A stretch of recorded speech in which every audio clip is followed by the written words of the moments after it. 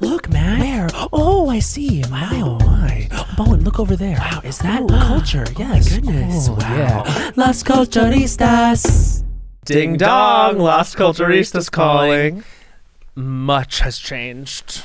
Look at our environment. Look at the environment. Y'all, I think we are going to cozy up here, down here on the I'm gonna call it the Malala room. Yeah, okay. So we remember the time when Malala kicked us out of our normal studio? That was the best thing to ever happen. Give Malala more prizes and accolades for this impact she's had. She continues. Malala, come on the show. Honestly, at this in 2026. point. No, she's coming. Yeah. And we're gonna do a kickball I do think episode. now we have to have her. Oh my God, a kickball episode? We should have a sports, like a right, guys? Like something where, or just like live from the court. What do they call a kick? Would you call it a kickball diamond? field? Kickball diamond?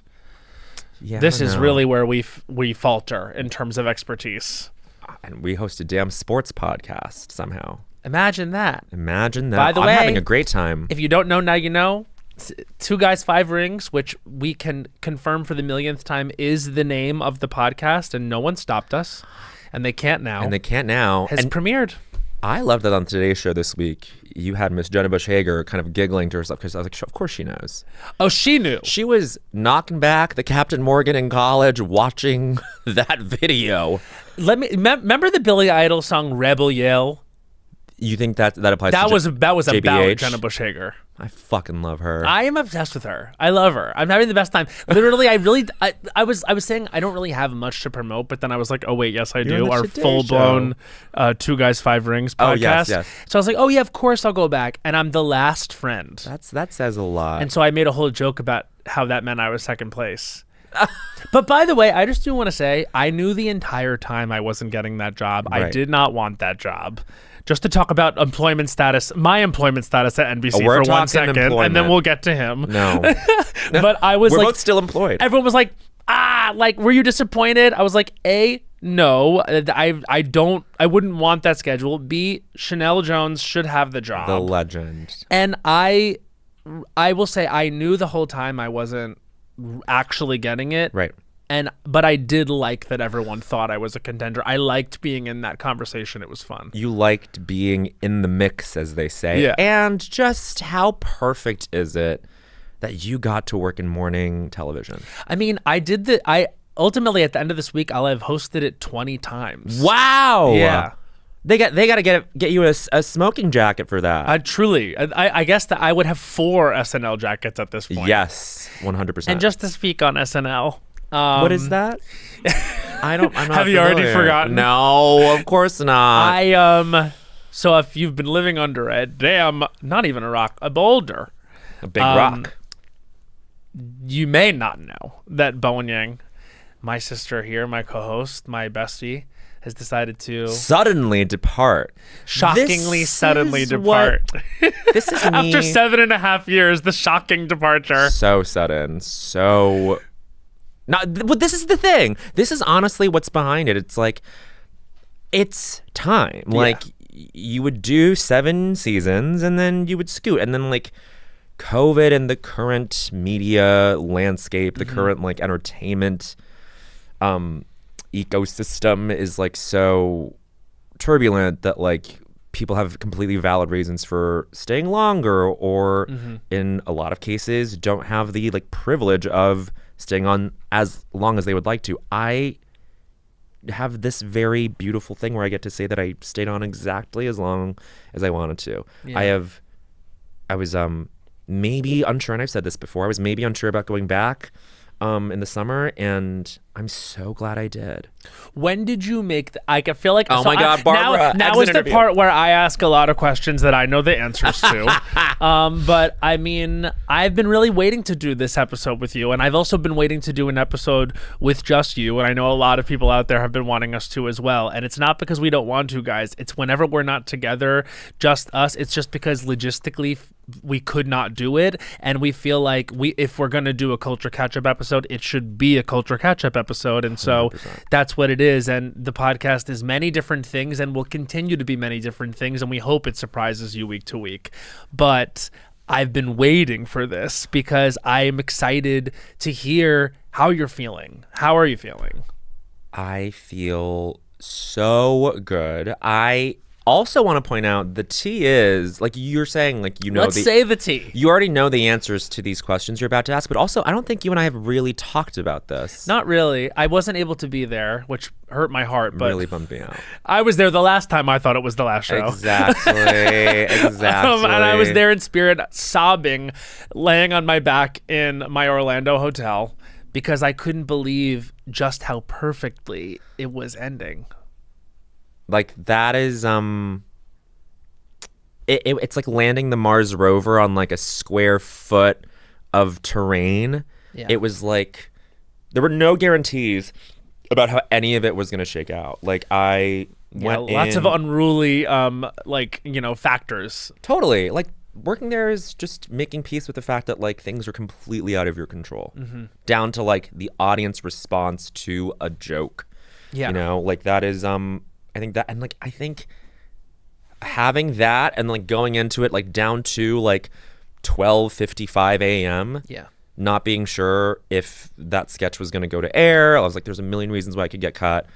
Nothing is guaranteed. Like that is sort of in a nutshell, like it kind of is perfectly like illustrative of what that job is. And it like was resonant all the way through to the end.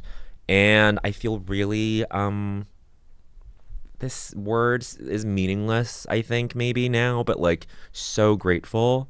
I don't think that word is meaningless at all, because I think that there probably were so many times during that experience where you didn't know if you were going to be able to end the experience of working there with gratitude. So many different people have many different kinds of experiences leaving that show. Yeah, like you come in and there is like a shared experience of being at SNL, but then ultimately it comes down to like there's like a collectivism there, but there's an individualism in terms of like everyone is on their own journey there. Yeah. Everyone has a different like length of their tenure, completely different struggles. It is like what the experience of living is, which is like it is it is suffering to the point of having to like arrive at a nihilism, and then you create your own meaning from there. That is what that job is. Of course the pull quote is going to be like Bowen Yang calls SNL suffering, like, but I actually think this year I give so much less of a fuck about what the pull quotes are. Yeah, totally. And we were texting last night. I'm just so excited about the future of the podcast now. I really am. Yeah, because not that I don't think that this is going to change it necessarily in terms of you not being there. Yeah. I just mean like, I don't know. I think after everything, like after this whole year, just like looking back and looking forward, it's like this is the thing that's been so consistent for us. Yes. And it's the thing that I want to honor and bring honesty to, and like, yes, authenticity to, and my number one main focus. And I think that because of the past 7.5 years, like your energy being, primarily focused there, now what's so exciting to me for you is even what you said the other day about how you were like, what's crazy? I don't have to tell someone I'm unavailable just because they want to do something in the fall. Like, totally. I don't have to say, which is a sorry, good and a bad thing. My October is booked out. You know what I mean? Right. Like, you actually have like freedom now to put energy into whatever it is that you want. It's harder to get out of an unwanted plan. Right. That's true. True. Yeah. But no, you're right. And I also want to acknowledge and honor the fact that like this was like a joint tandem experience for us. Because like the show gave us a lot. The show meaning SNL. We like went through it together in like, I think in a very like evident way. It was like one of us was on the show, but I think we were both like living with it.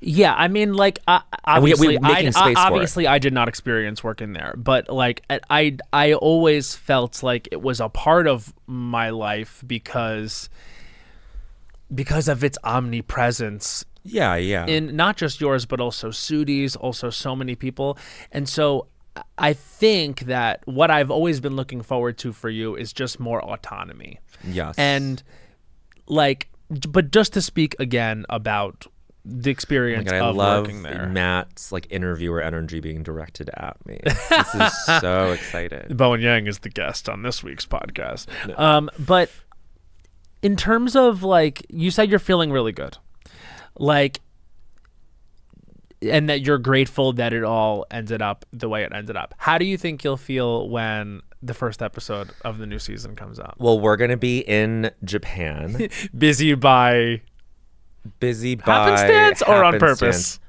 Not, I think both. Yeah. I think this is like, so basically what's happening for me, for both of us, is that we're kind of like fire hosing new sensory experiences towards us. Like, we're going to be like eating food. Yeah. Going like listening to sounds, touching things. Like, wait, touching things what in Japan? Where? I thought for a second we were going to go to a petting zoo, and I had to wrap my head around that. It's sometimes hard for me to think about touching animals. You know this. We're going to the Nintendo Museum. Oh, that's huge. We're going to the Ghibli Museum. Hot ticket. We're going to be touching things. So I think it's just funny because I feel like I'm like trying to redirect it back to the show. Yes, but yes, like, yes. Okay, yeah. But no, but like I guess it's exciting that you feel excited about other things because I didn't know how you were going to feel after it ended. Because it does warp you a little bit. Like, I can give that take now that you're not there. Absolutely. Like, there were times where I would come to the show and you would be there and I was like, what happened here? I know. You know what I mean? The energy could alternately be so high and unbelievable and the best energy you could ever experience, or through the floor to the point where I'm like, why are we even doing this? Well, you know what Matt Whitaker said? Our friend Matt Whitaker said to me, he was like, by the end, it seemed like even if you had like a light show or like a bad week, like you just, on Saturdays, like it didn't stick to you. Like you kind of showed up, you were like, okay, here's the rundown, let's go out to music, like when the sketch goes up. Like I had like, and this is an indicator for me that like, oh wow, like this is so beautifully sort of wrote to me that like that comfort is like not necessarily the point of being here. Like there is such a beautiful crucible of that show, and now that like I'm done with it, now that I'm through the gauntlet of it, I'm like, that is one of the most meaningful experiences I will ever have. I can't believe I got the thing that happened during the last sketch, the Delta One Lounge sketch, was I look out and I was like, I don't know if like emotionally this is gonna be like necessarily the resonant thing, because what happens, according to some alums that I've talked to, including Adie Bryant, she was like, oh, like I cried more on Wednesday at the read-through than I did on Saturday. And I was like, oh, interesting. Like that, I was sobbing at the read-through. At the read-through in front of everyone. Matt. And like, why do you think? Here's why. In the sketch, I say, it's like a metatextual thing. It's like, oh, it's my last shift at the Delta Lounge. But in the sketch, I say, I've loved everyone here. I've loved every single person who works here. And I immediately broke down because like I was because you knew it was a lie. Well, yeah, I was gonna say because I was telling the truth. Sure. No, I'm kidding. I'm being a bitch. Of course. And there's like even the struggles with people there, which anyone would have with any colleague they have, but of course they're in the most heightened experience atmosphere. Like those are gonna be hot and cold relationships, to say the least, but those are so valuable. 100%. I've learned how to work under what seems like an immense amount of pressure, which it kind of is and it kind of isn't. But it's like I've learned so many things that have applied to so many other things. I always said like the credits don't transfer. I would always like go into like press stuff for the show and be like, oh, it's so fun. Like, I love that job. But the process is so singular there. You have an idea on Tuesday and it could be on TV by Saturday. It doesn't work like that anywhere else. It's a dream factory. I don't have to memorize lines. I just read off the cue card. I pitch to the rafters. I say the credits don't transfer. Like, this isn't how it works anywhere else in show business. But yet, Culture Awards is a perfect example. I was like, oh, I think this benefited both of us, that like I had an understanding of like what to do, how to do it, how to work with someone like Liz Patrick. Yeah. Who's the director of SNL, who directed the Culture Awards. The Culture Awards. I was like that was kind of like the veneer cracking on like that idea for me. Anyway, I cried on Wednesday at the read through because I was telling the truth, and because there are no other occasions for someone to say that at that place, right? Because we have to just like be like funny, like and like ironic, and there's a refraction of like what's being said and how it should be received, and like I will absolutely cop to the fact that Delta One sketch was like completely self-indulgent, because like what am I gonna do? Like, that's fine. Tell a straight like give a straight joke bag. Well, for a second I thought that because it did weirdly feel like you for the 80 trend forecasters weekend update piece to be the last thing, because that was 80's last thing. Yes. And I think that also the fact that was 80's last thing, and she was on the show for 10 years. Yes. And she wasn't necessarily, she was not given that type of platform like you were given. And we should say very few people have been given that. Yes. I think it's like actually quite rare. And so I guess my question is, as it's going, and what that's felt like at the read through and everything like that, and it's getting to be like it's 12:51, 52. Did you think there was a possibility that it would not happen because in a way you had that moment, and therefore like you've been in the costume before when things are cut? Literally, I've been in the costume when things are cut. It is completely devastating because you are just like emotionally, I don't know, like on edge. You're gearing up for something. Literally, you are in the gear for something, and then like it gets taken away from you. I want to say that like because of the Wednesday thing, and just like going into that week at all, I was already like blessed by the fact that it was Ari as the host, Cher as the musical guest. Yeah, wild. My whole thing was, how were you supposed to stay after that? You could never have gone back after that. I thought after the 50th it could never. I was like, I didn't understand why you were coming back this season. Like, just to be candid, because I was like, it's after the 50th. You know what I mean? Like, it felt like other people were going to leave. And then you went back, and now it's like, I'm so grateful you went back. I'm so grateful I went back. Yeah. And like, as the night's going on, like, I was completely zen about it. Either way was okay. Either way was okay. Because 80 was there. There was just, I'm sorry, there was like an outpouring. Yeah. It was like people that I hadn't heard from, and people that like I'm sorry. It just felt like a really beautiful thing where what I was saying earlier, like as I get on the floor, like I look out, it was like basically like everyone who worked there just on the floor showing up. And I just looked out and I thought, I'm so lucky that I ever got to work here, and I'm so lucky that I get to make this like little statement that's like barely veiled, where I'm like, I love you all. Like it was I'm so lucky. Yeah.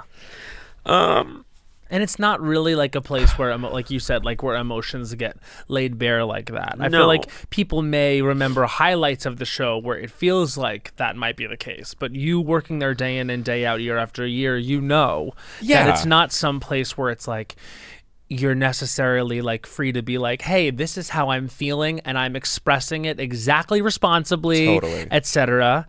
And so that was a question I had for you is, how do you think you've emotionally grown as a result of being on that show and the experiences that you've had doing it? I feel like I've been accelerated in terms of, like, you know how like a presidency ages you like Yes. 12 years or whatever in one term. Like I feel like completely I don't know. Either I'm like ripened or I'm like rotten. Yeah. I'm like, I've experienced the full spectrum of things, because you're right. Like working there is completely dysregulating emotionally. Yeah. Like either you are soaring or you are like completely in the dumps.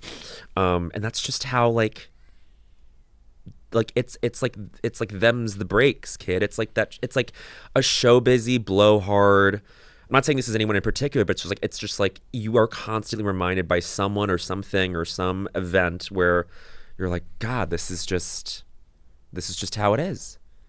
This is how it is.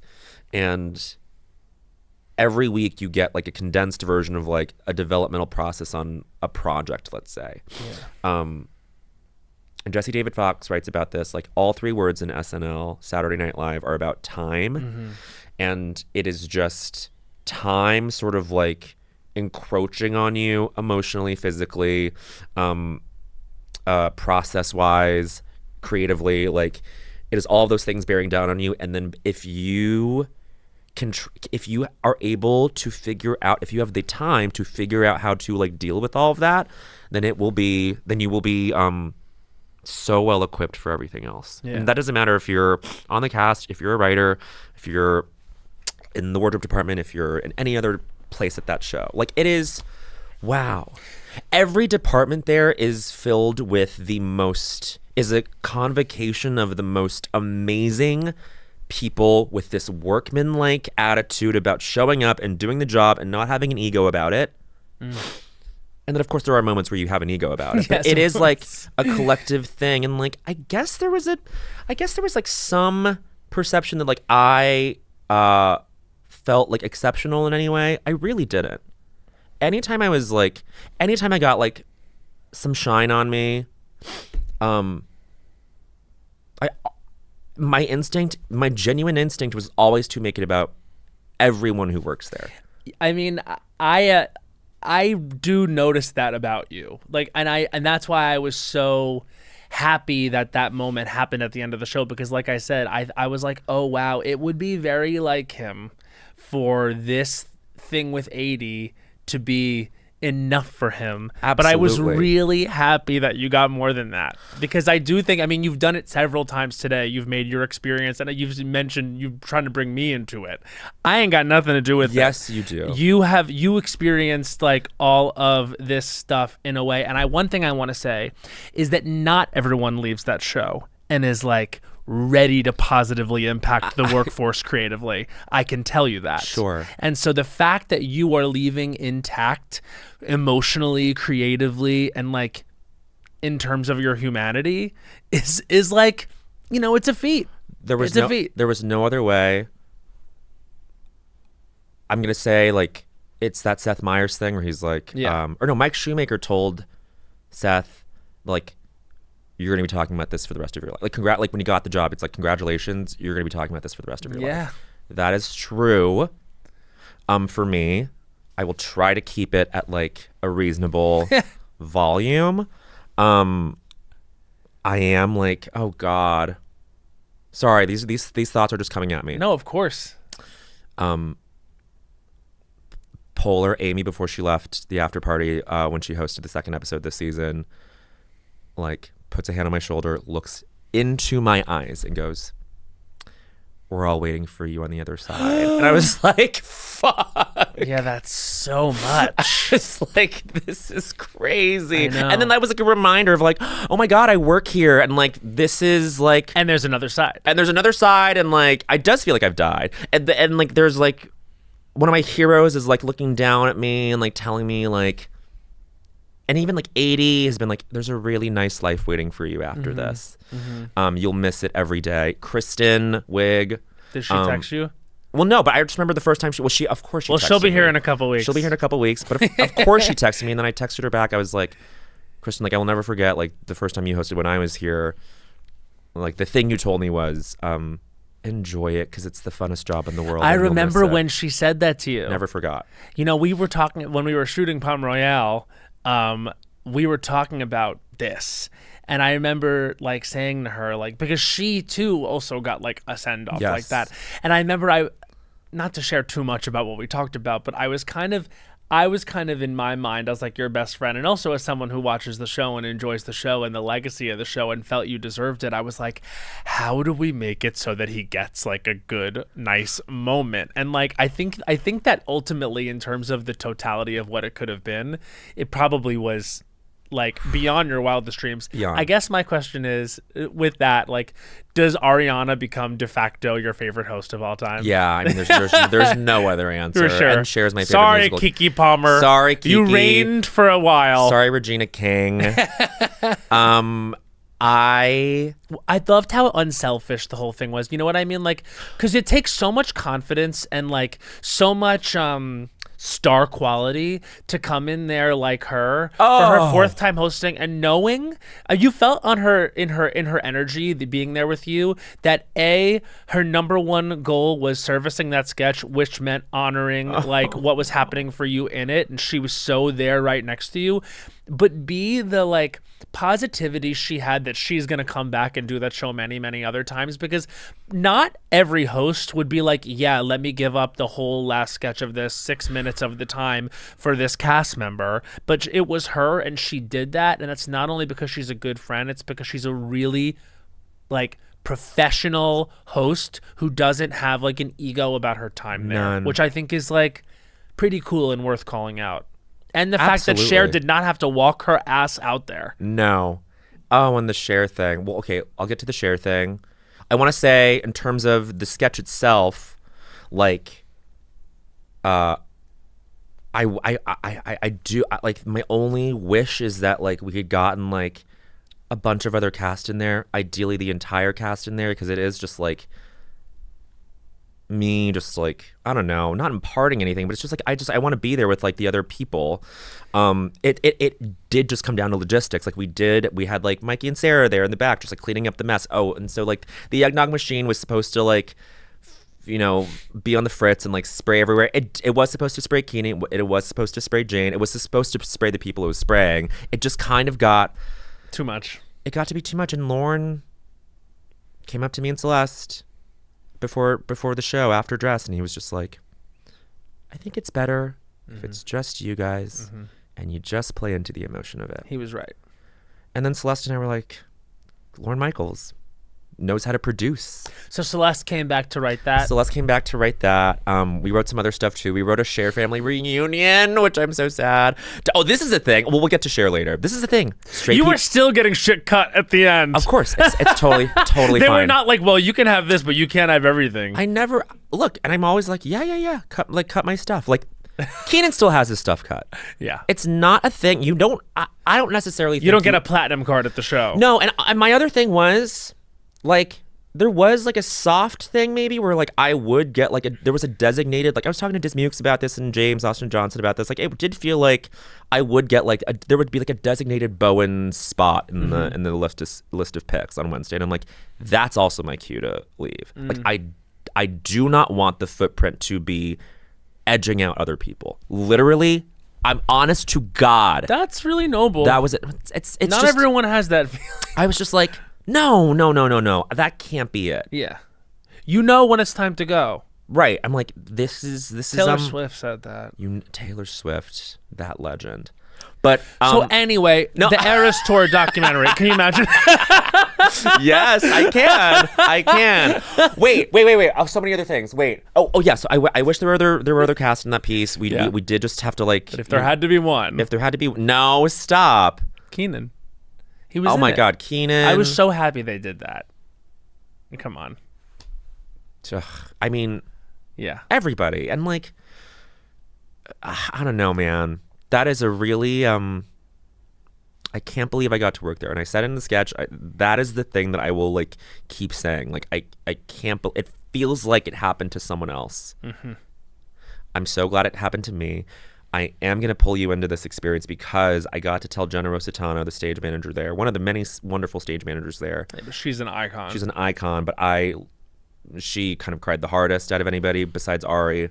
I was like, Jenna, well, first of all, she said something that like destroyed me, which was, and this is not me like bragging. She just goes, she goes to me, and she's seen a lot of behavior on that floor.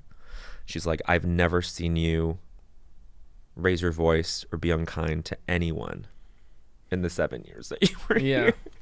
Which like means a lot to me.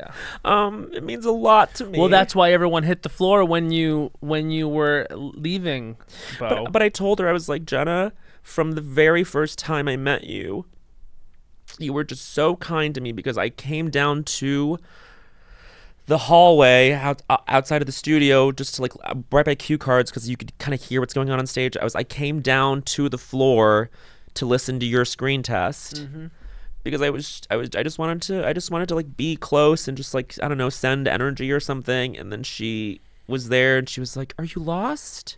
And I was like, no, my best friend in the whole world is on stage right now and I just want to see how he's doing. And then she completely breaks down. She was like, that's your best friend up there? Well, then stay as long as you want. And I see her as like a bridge. I don't know. Like, totally. I always think of you when I'm with her, and I always think about how kind she was to me and how she loves you. I know. I wish I could see her. She loves you. We will go. We will go back. She wants to get stoned and watch The Sopranos. Oh, let's fucking go. Make lasagna for us. Oh my God, that sounds fucking awesome. She's amazing. Jenna Rossitano, Italian watching, getting legend. stoned, getting ripped, and watching The Sopranos. She's the fucking best. Oh God. I'm sorry, I'm a mess. I mean, no. I mean, like, it is such a crazy thing in totality. Like, there have been so many moments where I'm watching it and I'm like, I can't believe this is happening. I can't believe this is happening. And then at some point that transition to like me like completely just like marinating in this experience, and then like of watching you do this show, and then it ended in that moment, and I was like I was like alone watching it, which felt so crazy. Of course. And like of course all of our friends are texting me from your dressing room, and like they're all there, and I could like smell it and feel it. I could feel how hot it was in the room. Like, and I was just like, God, like it really is. But it didn't feel, it felt conclusive. Yes. It did not feel final. Oh, interesting. You know what I mean? Like, it felt like it was like a wonderful way for this to conclude this chapter, but it didn't feel like you'll be back on that show hosting, like, you know what I mean? Like, and I think it's so great that you get to have this great relationship with the show and everyone that works there. And yeah, I mean, just for it to end that wonderfully, I think gives all the validity to what Jenna is saying. It would not have been that way had you not done it like a pro, like a kind person, and like a talent, like the talent that you are. That's so I take my hat and all my clothes off to you. Oh, I'm naked. If you can't see, I'm completely nude. I've been completely nude doing this interview, this exit interview, title of ep, with Bowen. Is there anything else you want to say about it before we talk about heated rivalry or whatever the fuck? Yes. I need to just point out the share element of it, which was we weren't sure if she was going to do it. Down to like Saturday. Yeah. Because it was like we wrote a bunch of different versions of it, and she she just wanted spare dialogue because it's like, as she will tell you, she's a dyslexic icon. Yes. Oh my God! Wait, we also haven't talked about her memoir, which whatever. Well, we will. Stephanie J. Block doing the it trades off between Cher and Stephanie J. Block doing the reading together, because she's like, you're gonna notice that someone besides me is on the audiobook, and it's the wonderful Stephanie J. Block who played me in the Cher show or whatever. By the way, okay, we wrote so what a gig to score for Stephanie J. Block yet such again. a gig. We wrote a Cher family reunion. It did not get it did not go, but Celeste and I had the perfect experience of running around on Wednesday to all the cast's offices, because they're like, I don't have a Cher. I'm like, straight people don't have a Cher. gay guys do. Yeah, every gay guy has a share. Every gay guy has the same share. Ho! You know and what I mean? They kind of understood what that was. Snap out of it. I had to tell them. I had to tell them about snap. I had to tell them about snap out of it. But it's like, I had to teach Ashley Padilla. You had to tell people about snap out of it. It was beautiful. Oh no, I didn't have to tell them about snap out of that it. People just don't know the culture anymore. People just don't know the culture, and this is not this is not to like evaluate anything about Cher's legacy or cultural impact. It's just that like it's a gay guy thing to like have Cher in their bones. Anyway, we weren't sure if Cher was going to do it, and then Saturday she confirms. We're so excited, and then she she was always going to be the boss.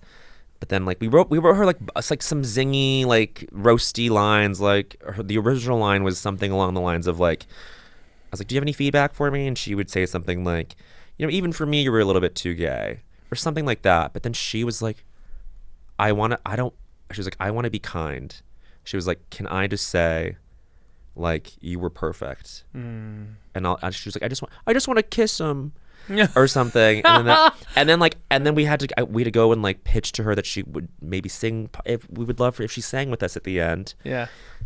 And because that was a question mark too. And then we go down. I go to her dressing room. Oh man. And I was like, so it's Please Come Home for Christmas by the Eagles and Charles Brown, and you've covered it, and I love your cover of it on the album. And she was like, okay, but what part do you want me to sing? And I was like, it's just gonna be the end. So do you want to run it? And I was like, oh my god. I was like, there'll be no more sorrow, no grief and pain.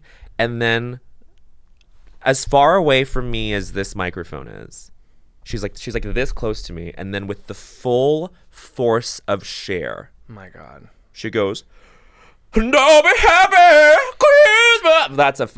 It wasn't like that. She did not crap, but she just gave me full Cher. Force Cher, directed at, and I was like, it felt like a car had crashed into me. I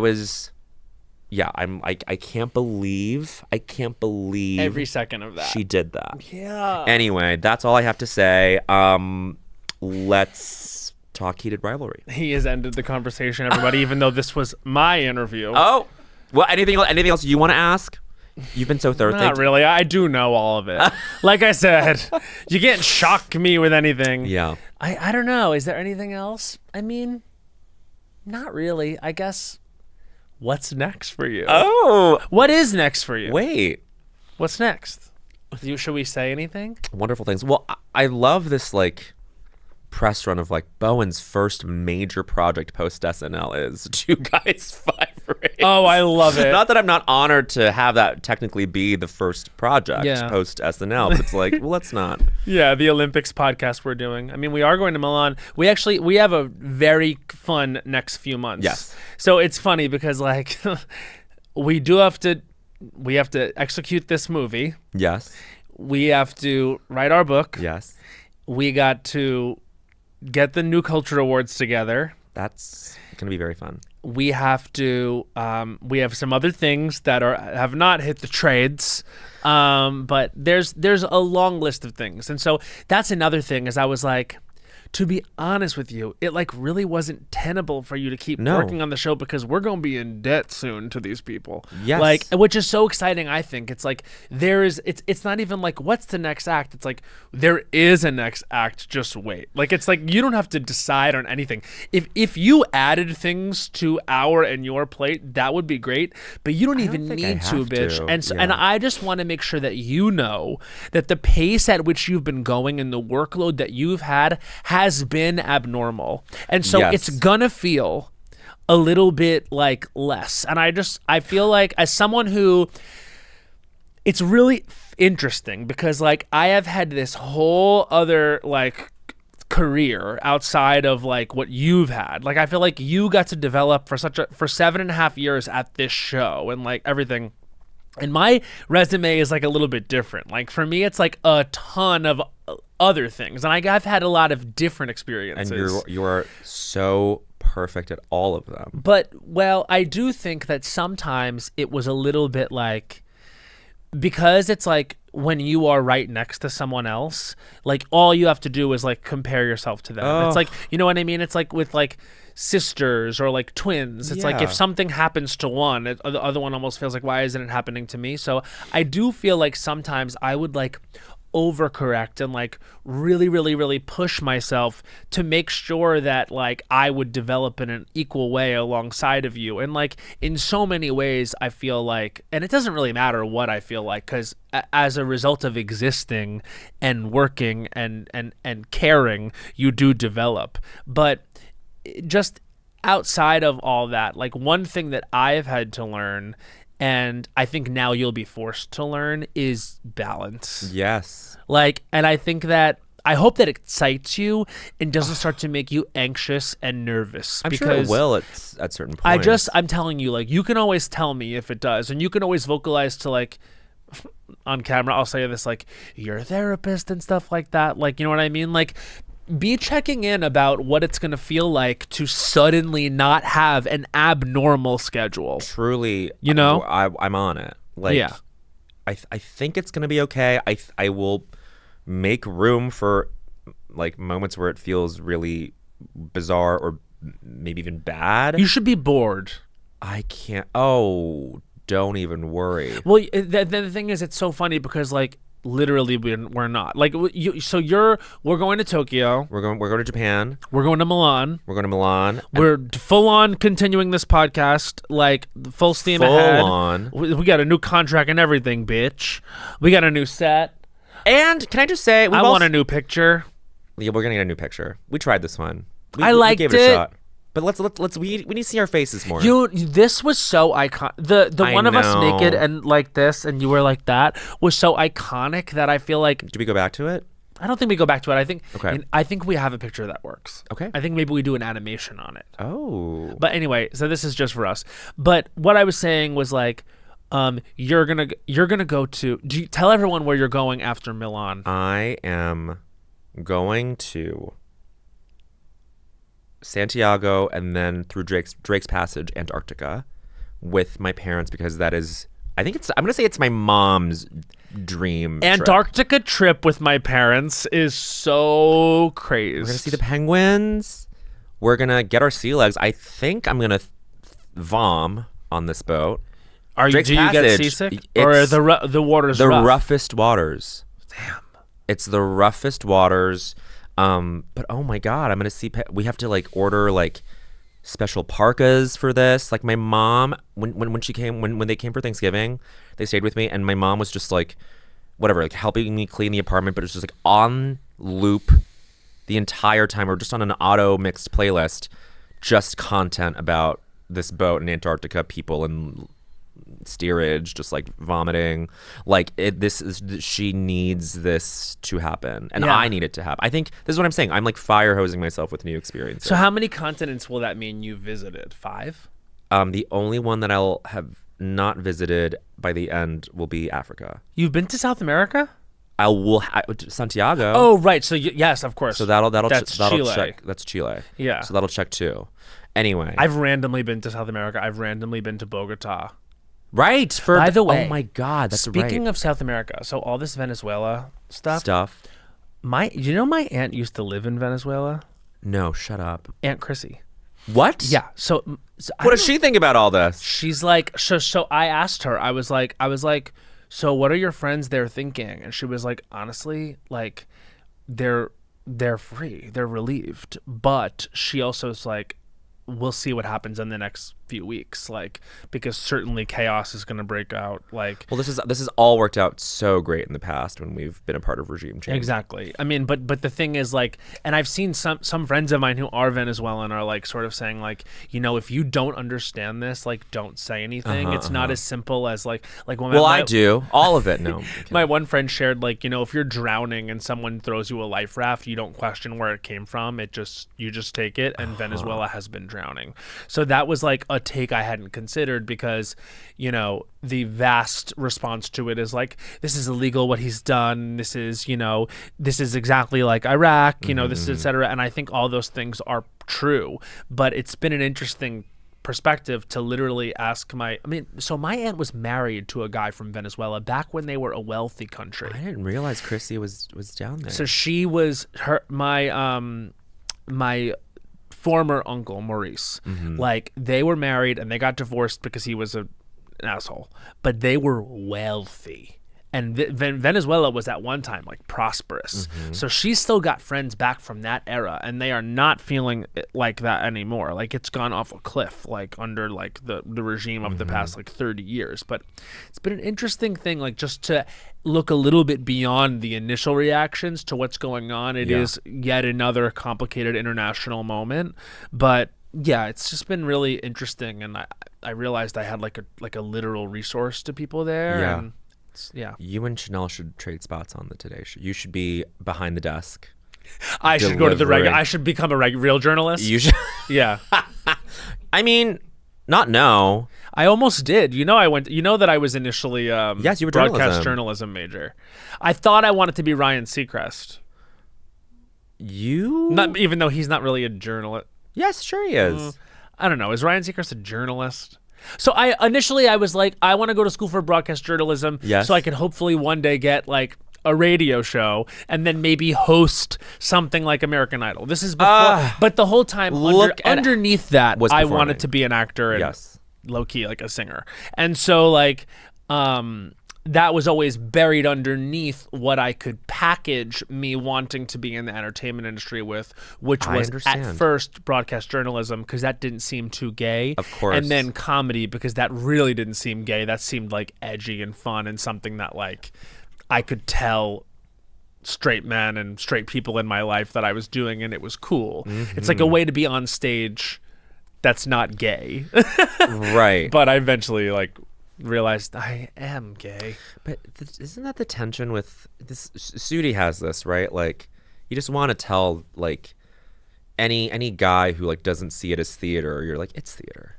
Yeah, it's like you're doing something gay, dude. You're doing something. You're gay. up on stage being like, "Hey, I'm in a full face of makeup, like, and I'm mic'd." You know how gay it is to get mic'd? To get mic'd, someone has to run a cord down your shirt. It's so much, and then they have to like they have to like meticulously work on your collar. It's like gay. Yeah. Well, even just like a stool and a water bottle. Yeah, that's still technically considered like set. A stool is one of the gayest chairs. It's Real Culture number 11. A stool is one of the gayest chairs. It's one of the gayest chairs. Ariana Grande sat on one or kneeled on one for her second album. And Gay Culture was never the same. What's your favorite Ariana album? Oh, that's so hard. Production on Untold. And why is it Sweetener? And Just why? kidding. No, I mean, for come me, on. It's actually Positions. You love Positions. I'm a Dangerous Woman. Stand forever. Freak forever. Love Dangerous Woman. Ain't nobody gonna touch it. Is she coming back on the show? Can you text her? Yeah, we'll text her. I was gonna say, she obviously, if she doesn't do the Culture Awards this year, it's because she's got a million other things going on. Okay. She obviously wants to do it. Oh my God, by the way, you know what just came out and we didn't even realize? What? The SAG nominations. Oh. I haven't seen them. Should we read them live? Let's read them. Okay, wait, this is exciting. Before we do this, did you watch the like Critics' Choice and everything? I did not watch the Critics' Choice. It's looking like Ms. Madigan is taking that Academy Award, babe. Jacob, surprise. Yeah, huge surprise. Huge surprise. Okay, what is this? This says, this? To be revealed on Wednesday. Okay. Sorry, guys. No problem. So they'll be out today if you're listening to this in the morning. But yeah. I did not watch Critics' Choice, but I watched it. What are your thoughts? So the winners were Chalamet. I think it's his year. Chalamet, Jesse Buckley. I haven't seen Hamnet because I want to like. So this is the thing. Do you want to watch it? You should watch it on the plane to Tokyo. Maybe I will. Yeah. I need to be in the clear. I'm a little bit emotionally raw right now. Yes. And I need to be in the clear with something like that. Totally. It's another, and you know what I'm realizing? It's like, it has to be the right time for me with some of these movies. Like, I understand. Hamnet, I was going to go see at like a screening and I was like, I just don't think it's like the right time. I'm going to be destroyed. So I didn't get to see it. And also, I can't find 4 hours to devote to Avatar. I at the present time can't do it. I understand. Cause it's a 3 hours. I had tickets. Right. We were gonna go with the band. Yes. And on the road, and I was like, with our precious time here between rehearsing and traveling and doing shows, like busy. To watch a 3 hour, 17-minute movie that's gonna have over half an hour of previews, and then you have to get there or whatever. That's like an almost 4.5 hour commitment. Yeah. And I don't know what it is. I always enjoy the Avatar movies. You know, My Baby is Strong. My Baby is Strong. I hear the whales have great dialogue in this one. And that's going to help me get there. It is. I also heard this Una Chaplin. What and the character she plays? Pravang. Who's seen the movie? You have? Varang. Does she give? I hear she gives. Varang I hear gives. Varang is the star. All right, well, I'm gonna go. It's just that there hasn't been ample time. I've weirdly like not stopped being busy. That's so weird of you. Yes, of course. We all know this. Like the tour. Just to speak on the tour was like the best version of the tour ever. And I'm literally I didn't even give you the space and the flowers. Congratulations. It's like not my Christmas day. in December. Yes, it is. Matthew, It's your day. No, it's both of our days. I have had You keep very evolving the interesting show. several months. Yes, you have. The tour was the saving grace that it always is for me. It was the best version of it ever. You sounded amazing. And this was you. my first year where I wasn't able to see it live, which I'm very sad about. It's all good because I literally spoke to our agent last night. So candidly, like 6 weeks ago, I was like, maybe this is it. I was like, maybe this is the last year. Because I was just... It's a lot. You know what? Like, I'll just like own up to this. Like, I've been feeling... I feel like I've been feeling more self-conscious and a little bit more vulnerable to people's opinion. And I think that like one of the things that happened when I was doing the tour is I was just like just there with me and the band, which is like we're such like a literal like unit on the road. We have so much fun. This was the most fun year yet, and everyone that had come to pay and see that show, and like I felt such like a duty to make it the best one yet. And I think that was what was giving me such anxiety was I felt like this weird combination of like self-consciousness about whether I was going to be able to deliver a product that that is good enough like for me to show everyone and get people out buying tickets and still come into the show, but also that was like in the face of me being really like I hate to say it, but like caring what people thought and were saying, and like just super aware that like I think that what you experienced like 4 years ago, or maybe 4 or 5 years ago, with becoming like a lot more recognizable, I experienced in the past like year. Yeah. Like, and I also, I always try to like shy away from saying something like that because again, I compare myself to someone like you who's like much more recognizable and has much more notoriety because of the platform that you're on. But I also like, it wasn't serving me to deny that my reality was changing because it did. And like a lot of the things that people will say online when they're really mean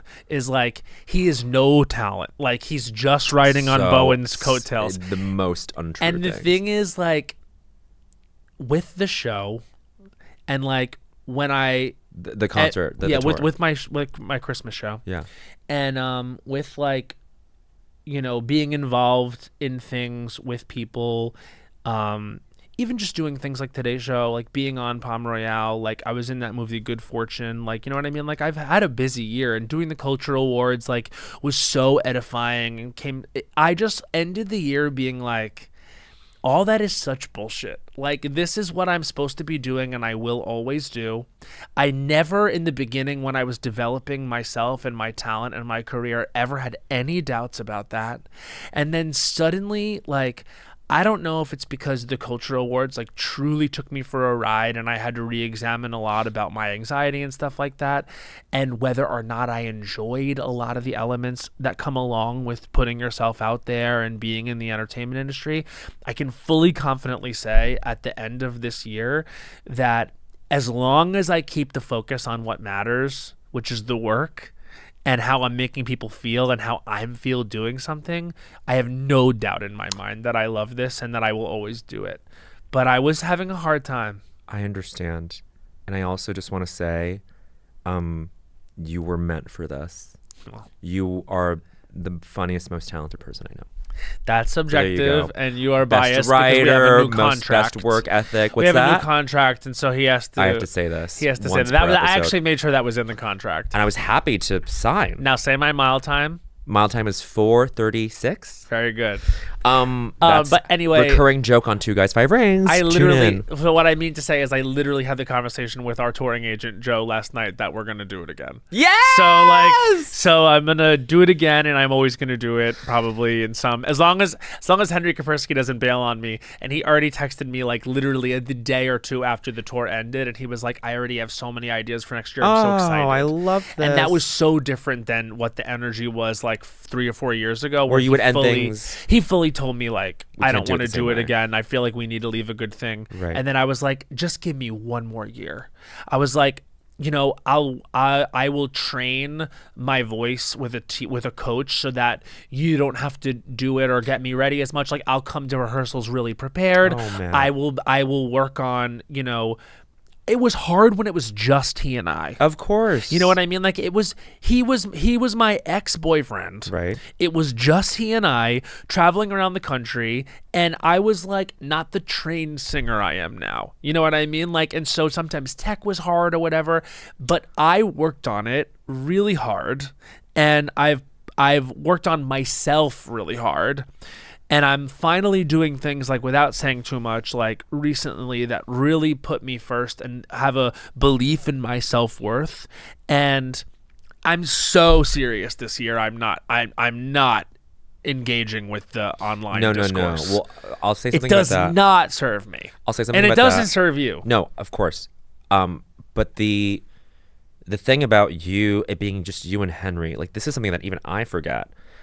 But that is like the gumption and the resourcefulness and like the like self-leaning thing that you've had to like depend on for all these years. Like, Matt, you've like think of like how that's developed over like the past 5 years. Like that is so incredible. Well, it actually really makes me feel like anything is like possible with people in your life, because like he and I are truly like soul connected in terms of like what we create and what we do. And sometimes when I'm doing the show, especially towards the end of the tour, like I'll look back at him and I'll be like, I can't believe that's still that person. I know. You know what I mean? Like I cannot believe that person is still around, especially after like, you know, how stupid you are when you're like 26, 27 years old, and how you treat people that are close to you, and how like you really have to like stick with people, especially like through your late 20s, early 30s, and then not everyone is supposed to stick around. No. But I'm like so happy that he has, and it connects me to Ethan, his partner now, who's like makes my tour better. He's the tour manager, etc. I've had like no emotional release since then, so it's like because I stayed really busy and just like a lot's been going on. But yeah, like I'm super grateful. I'm super grateful that everything shook out that with obviously with that project. But with him, I mean, that's really the most important thing. Like at the end of the show, like the band takes a bow, and then I make sure that just Henry and I take a bow. Oh. Because like he truly like, you know. You guys. People that know the lore know the lore. The lore is truly profound. It's like you guys really boosted each other up from like what didn't seem like any sort of like, I don't know, like low point, but it's like we were all like, we didn't really know like how, and that's a beautiful thing. We didn't really know how much we were like struggling, and it wasn't even, I don't want to frame it as a struggle either. We were just like really working really hard. Like we did not come from this with like, I don't know, like with too many like blessings besides like the obvious ones. Yeah. And like this is not to make this about me, but this is like our dichotomy, you and I, is always, and I feel completely great about this. Like, I feel like I see like my track on like in the last 7 years as like me being a part of something that like affords me a lot of things, and you being almost exclusively a self-starter. Like, you get to look at this tour as like your creation, your and Henry's beautiful thing that you've built together, and I get to be like, oh, I had a great time on this thing that like on this very well-oiled machine. Well, we started this, girl. That's true, and even I think we take this for granted a lot. For sure. I think we take this for granted a lot. And I feel like, you know, this is the first episode of the 10th year of the podcast, and that's like crazy. That's crazy. And I think the reason we don't think of it sometimes as like even though we do a lot of work for it, sometimes I don't realize how much work I'm doing for it. Like, you know what I mean? Like, sometimes I'm like, whoa, like I just spent hours like working on the podcast. And I think because it's rooted in something that is so easy, which is like talking to you and like our friendship. But I am sensitive about this. Yes. Like, I'm really sensitive about this podcast. And what I want people to know is like we are working so hard, and we're still, even before we started rolling, we sat here for like 10 minutes being like, really thinking about the color of the chairs for the set. You know what I mean? Like, really caring about and who we put on this podcast and what we share and what we try to get out of them. And how we deliver it to you. I mean, I will be transparent and say that Matt and I have turned down many people. Not people, I'm saying a lot of money. Yes. For deals where like it would compromise the way that this gets delivered. I feel fine. I feel good about saying that. Like, because it is true. And this is, I guess, again, what I want to say is that like we have earned the right to do this the way we want to do it. Absolutely. That being said, let's talk about some culture. last thing I'll say about like what's being said and like being sensitive to that. The reason why I was also very emotional at the last show and just seeing like that sort of thing being like directed my way, that outpouring, as I said earlier, of love, is because it completely undid this other narrative that was running parallel in my mind. Yeah. The very vocal, loud one, whereas I think the love one is like, was there all along. I just wasn't too attuned to it. But the vocal, loud other track that was going on was like, listen, like everyone who works at that show engages on different levels with like the comments. Right. It gets to us. Because it's week in and week out, and you really don't ever get a break to be like, oh, let me not engage. No, it's and just so consistent. And even the alums are like, I don't know how you guys do it now. Like, there would be like one review right. in New York Magazine on Sunday, and then that would be it, and everyone would go on about their lives. Do you remember years ago, Tina Fey like won an Emmy, and I remember at the time watching it, and her speech was mostly used to respond to online commenters. She has a whole chapter in Bossy Pants about it. Yeah. Yes, and I realize now that was not purely ironic. No. And that's okay. It's okay because this doesn't make any fucking sense. The way that anyone that we are openly available to read anyone else's thoughts about what we do. And so this is what I'll say about like the commenters for me, which is like I feel like I was really bogged down the entire time I was there about like the idea that like there was no range in anything I did. That's just such a lazy critique. Well, it's not lazy. It's just it makes sense in terms of like there being like an indigestion, as it were, with like receiving me, where I'm like, I knew I was never going to play the dad. I was never going to play, the generic thing in sketches where it's a sketch show. Each thing is like 4 minutes long. It is short and collapsed by sort of necessity. And so therefore it plays on archetypes.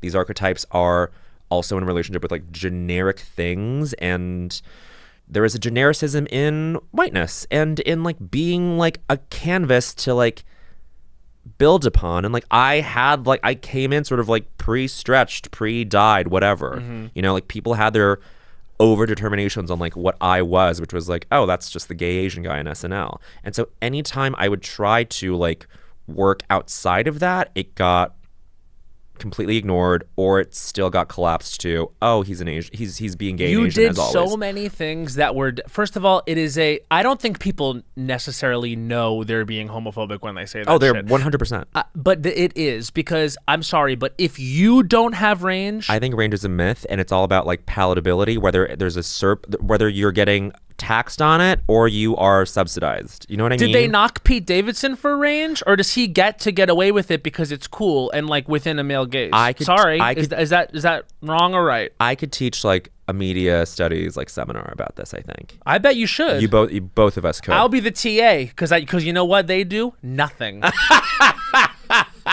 They have no range. And so this is the thing. I just bring this up because that is one little thing that I wanted to like, that I'm getting so much clarity on. It's the reason why I've been so emotional about the post, like the postscript of this. You talking about all the work you put into the tour, into your projects, into this show. That is all running counter. That is the panacea to all of that noise. It's not real, and it's not real, and it's so easily debunked. Well, also, that's what drives me crazy. Is I know I could log on and kill these people in a second. Of course. And George Tavares was saying this on Stradio Lab. It's like there's like a phenomenon going on now where like there's like it's kind of like pluribus. It's like there's like the remaining people. There's like a survivorship thing happening where it's like the remaining people in the comments are either like clearly bots or clearly mentally ill in or some capacity. Clearly children or 12. As Lucy Dacus says, they're all 12 years old. There's one person online who constantly comes for me, and I realized recently that they're 13. Right. It became very clear to me that they were a kid. And I was just like, oh, God, how much brain space have I been angry at this 13-year-old? I know, and you know they're failing pre-algebra. It's sad. It's like, oh, the fact that you're obsessed with me means that you are not doing well. You're not selling Girl Scout cookies this year. I mean, and that my thing is just like, and I don't. We're not dunking on that person. No, it's just no. The fact it's just is the reality. what it is. You're just 13 on the internet, so and you have every right to do that. I am an idiot for investing in it, and like it's an opinion, but I was using the fucking Reddit as a report card. No. And you can't do that. First of all, that Reddit, I'm a report card kid. I'm invisible to that Reddit. Meanwhile, they're all like, I don't get it. They're like, we need Matt's takes on Heated Rivalry. Oh, So I'm you on did recently look at it. I did. I'm like, I'm on this show too, by the way. Whenever they just mention me, do you know what I think it is? It's because they attach. I think that I feel more accessible to them because I'm not actually A-list famous. I also think that they think they know what you think about Heated Rivalry. Let's get into it. Sure. Here's the thing about Heated Rivalry. A show can be so amazing and incredible even if there is virtually zero conflict in it. I fucking love it. I'm obsessed with the show. I'm obsessed with the show. Did you ever come to the show? I never touched my dick once. I think I paused, walked around, like had a snack, and then I jerked off. It wasn't like, oh, let me. You know what? Before I watched it, I jerked off to it because I was like, I'm not going to watch that. Might as well just use it what it's for. Porn. Because I had been told so many times this is porn. Right. And then I was like, wow, this is a cultural phenomenon I must pay attention to. You cannot, because suddenly it was all over my algorithm, someone that hadn't even watched it. I was like, okay, the world is deciding it's this. Right. It was as big as White Lotus. I would say so. So finally I watch it. Here's my two takes. That's not porn. Right. I did not think that. I thought it was explicit. I did not think it was grotesque. It did not feel too much. I wasn't. Maybe I just watched too much porn. I wasn't like clutching my pearls watching it. I was like, oh, this looks like hot sex to me. Hot movie sex to me. I was like, oh, look at the framing on that. There's a lot of negative space above their asses. That you don't see that Can often. I say something? it is all love to Jordan Firstman, and I think he's probably sorry he said this about like gay guys don't have sex like that. Like, I don't need to see someone pull out their dick and a little bit of poop on it. Like, I'm sorry, that's what gay sex is like. I don't need that in Heated Rivalry, the romance show. This is the other thing. This also like dovetails on my first comment about Heated Rivalry, which is like no conflict. It's because it is a fantasy, and it's because literally this is like the romance genre. It's like every word, every detail is engineered to make you obsessed with it. Yep. And it worked. And welcome to the Fujoshi community. Like, I've known about this world since I was 12 on fictionpress.com, where the people who were writing the best yaoi gay shit were women. Listen, I think Escarella, if you're still out there, she was the queen of yaoi fiction. Yeah. And I was like, the straight cis women love the gay stuff and are the best at writing it for some reason. Do you want to know what? Rachel Reed. First of all, she has imagination in writing about it. Yes. And then like a gay man did create the show, right. Like, and so he is in charge of like the way it disseminates from the page of the novel to the screen. And he did an amazing job. And I do think he's being erased a little bit in this commentary about like, it's straight guys playing those roles. My second point is, you do not know that they're not gay. Totally. And I don't care. Oh, but also I don't care. I don't think. Well, at this point, it's like the target keeps moving for this discourse because like. Oh, say it. So Demois fucking like doxed shit about they're Hudson. On the way down. I'm like, they're on. First the way of all, down. they fucking Demois and Page Six are just spewing lies that like my PR team has been like, that's not true. I did not get a lot of money thrown at me. No, he did not. Which is all good. I still did it. Still loved it. Yeah. I don't have some like development deal coming. Trying to make this whole thing out of how there was so much drama about me leaving the show, about how Lauren was pissed. It's all good. Clearly, otherwise none of that would have happened. That would not have made it to television. And then I'm like, Lauren who are was you pissed talking at me. to? Whatever. Fucking idiots. Including just whatever. It's not. I don't I'm think so. pissed at Dumois because years ago they did like a celebrity who's nice, who's naughty list, and they said I was naughty. I'm nice to literally every single person I meet. Every single person. I literally, I don't know lies. where they got that. It's TMZ. It's Perez. It's like it's all the fucking morass. Oh, I'm ashamed. Anyway, let's move on. Anyway. Okay, but the target keeps moving. So, but don't you? Do you say that because it's like? It's like the fervor about the show is like, I obviously think it means that like, it means a really good thing in that we can actually have, because we're always saying the reason why they won't do stuff with like gay stories is because we feel there's an ick factor around gay sex, right? Like it feels like outside of the straight male gaze in a way that's like too uncomfortable. There's abject theory shit. Right. Now it's like, here we are. Like it. Here we are. It's like huge, like literally huge. So I think that's good. But like, I think the fact that we don't exactly necessarily have a finger on their sexuality allows that to be true. Because I think if that's explicit gay guys, like you had scenes that were just as hot as that in a show that was quote unquote better than that with Fellow Travelers, and no one said a word. We didn't even. Totally. Like, and those were two out gay guys. Of course. Yeah, I mean, there's certainly something there. I mean, there's a dialectic in this for sure where it's like people are like, it should only be in the bedroom. Well, that's like a fucking Republican talking point. Right. You know what I mean? It's like, okay, we got to figure out, like, it lives in the middle of like, they should share everything about their sexuality and their sexual lives in real life, and they should share nothing. It's like, whatever. It's like, they performed it so well. It was great. Like, first of all, Connor Story, mark my words, he will win an Oscar one day. It's phenomenal. He is really talented, and I love Hudson's performance Hudson! too. And like, he's the one that makes me really horny. Oh, it's the nipple. It honestly is. He's got They're very so unique red. nipples. Very red. That reminds me of Chad Michael Murray years ago. Oh, where did he have babe. pepperoni? They were like appetizer plates. Yummy. They were huge, red, and more.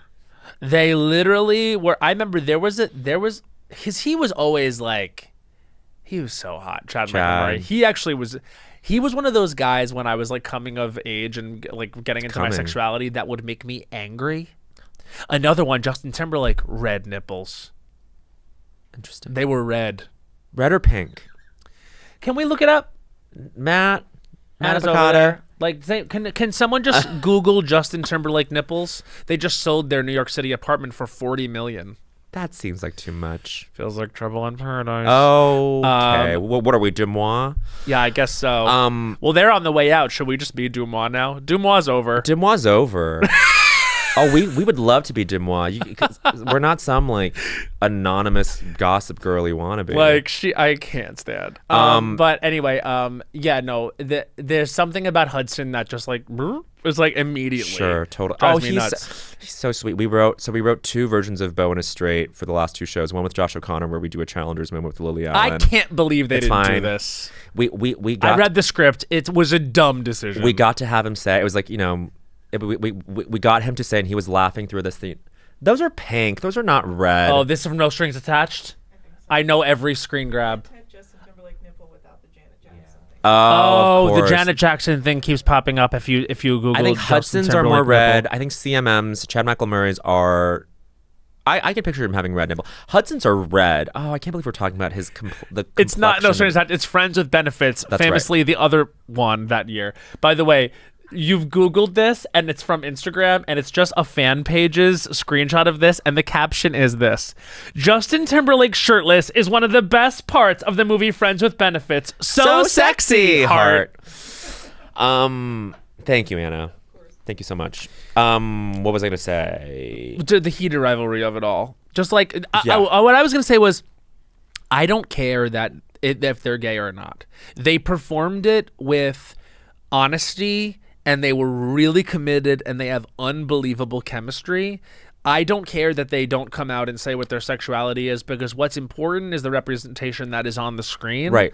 Like, I think it's becoming a little bit narcissistic for actors to be like, no, it needs to be me that does it. It needs to be me that does it. It needs to be honest. It's just like, it gets to a point sometimes with sexuality where I'm like, guys, we're putting the cart before the horse a little bit here.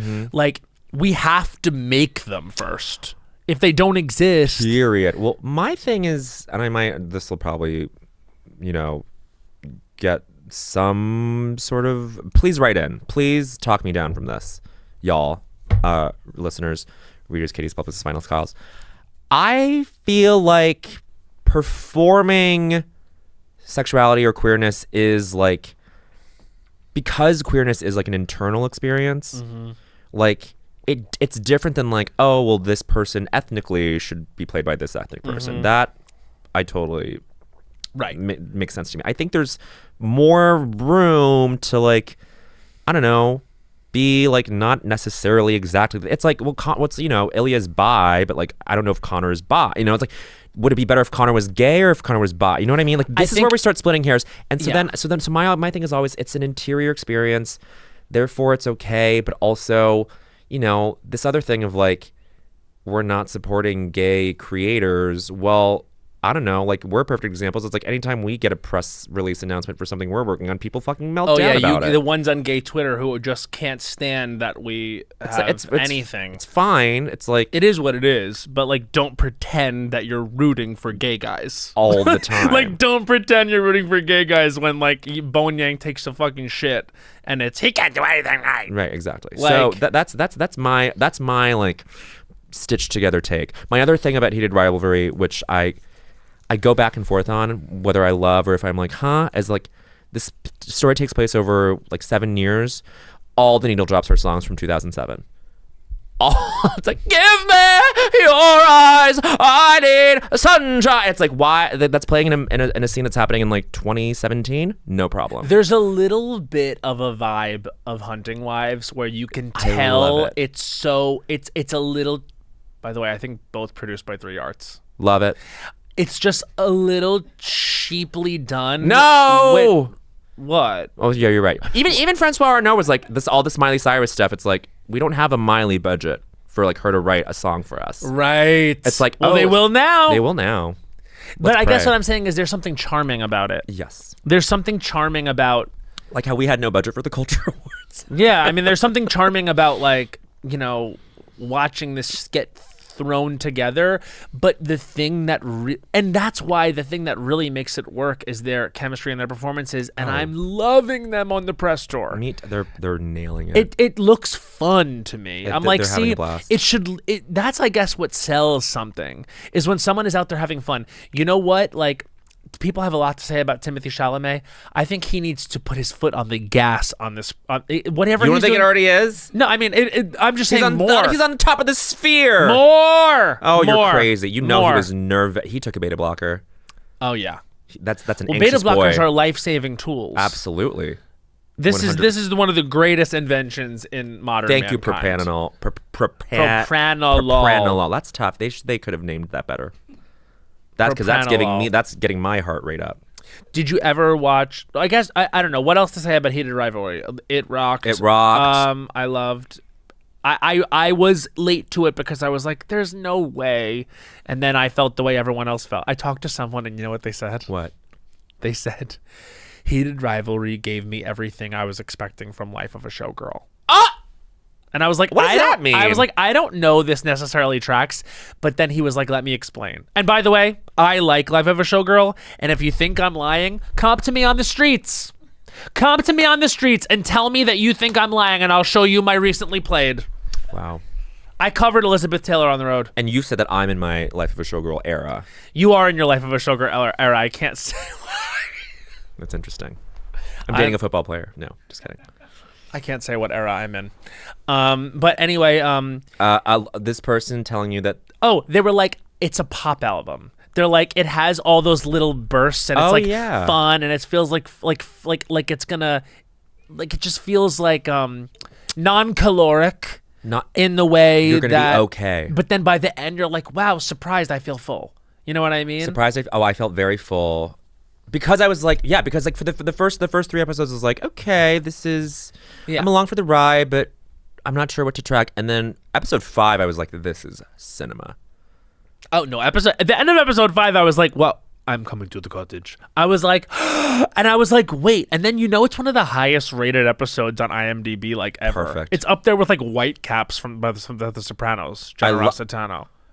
Love that. Jenna Rossitano. I love you that. have made a fool of me for years with these whores. I'm Carmela. You're Carmela. You are Carmela. Oh my God. You're Dr. Melfi. Whatever. Are you laughing because you know it's true? She's an icon. A full blown. It's the glasses. It's the glasses. It's the Brocco of it all. Right. Wait. The cottage. This is the thing. My fantasy is own a lake house in Ontario. I know you've been saying that. I can't believe. You can still do it. I can still do it. He feels like he can't do it anymore. He's like, now that the cottage is in culture, I can't have the cottage. Now that an Asian guy has a cottage in Ontario, I can't do it.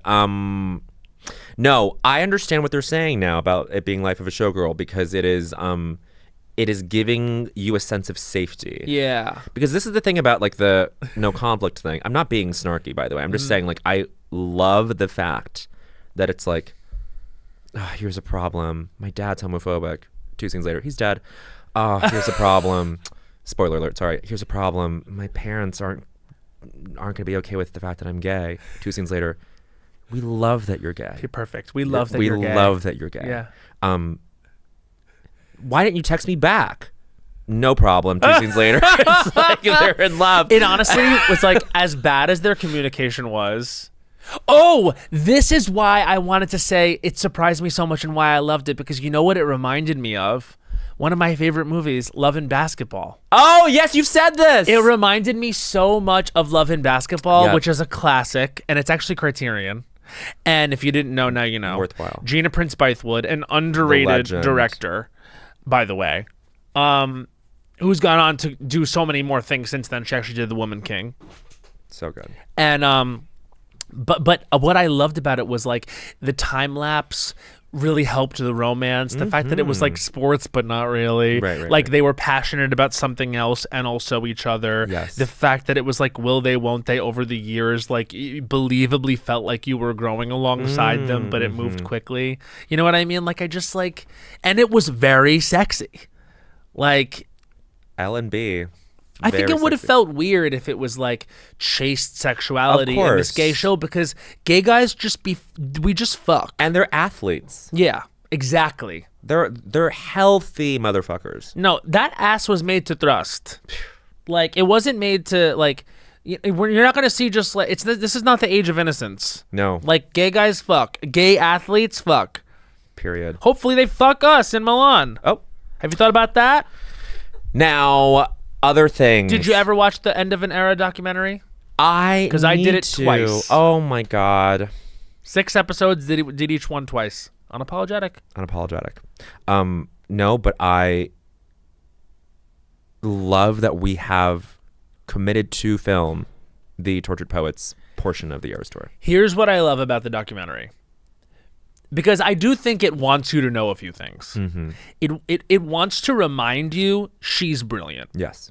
And I think it does do that. Like, there's scenes of her playing guitar, like rehearsing her, come on. like and on the piano, like rehearsing her surprise songs and everything. And like you do see how it really, every element of that like was her vision. She truly is in control of it. Like, so I think like after all of the discourse about her, the documentary wants you to know she is a talent.